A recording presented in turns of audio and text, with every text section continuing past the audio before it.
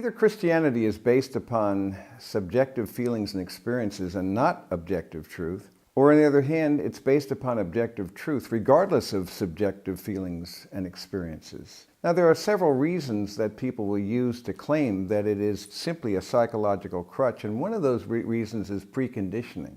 The idea, well, they're Christians because they were preconditioned to be that way. That's just the way they were raised. But there are so many counterexamples of people who've been raised in unbelieving homes and in other contexts where it had nothing to do with how they were raised. It was something that transcended that. So just preconditioning isn't enough to account for it. Another objection that people raise is that belief and emotion somehow will not determine the truth, so that whether you have a belief and emotion, they're not connected to truth. But the reality is that Christianity, and more uniquely Christianity than any of the world religions, appeals to space-time history.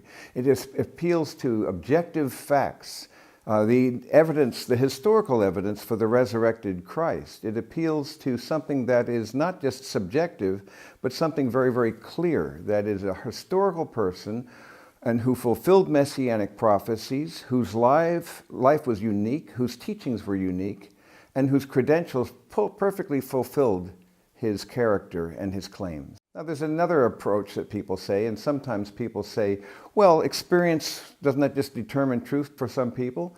But again, it's not determined by subjective experience. Experience, I believe, does play a supporting role. So it's not to say that we don't want to have any relevant experience, but rather, if it's true, it will work. But it's not the case only because it's true because it works. That is to say, if it's true, it will be applicable in people's lives. And by the way, this is important for us to note. This argument cuts both ways. There are reasons why the non-theist, the atheist, would rather not believe in God. There are psychological reasons for them not to want to believe in a God who's omniscient and omnipresent and everywhere understanding human condition. We don't want to have such a God like that for some people because it's traumatic, it's overwhelming. So really, you can turn the tables. There are psychological reasons for wanting to believe in a God, but there are also reasons for some people to want to believe in God and not to want to believe. But the God of the Bible is not someone would want to make up.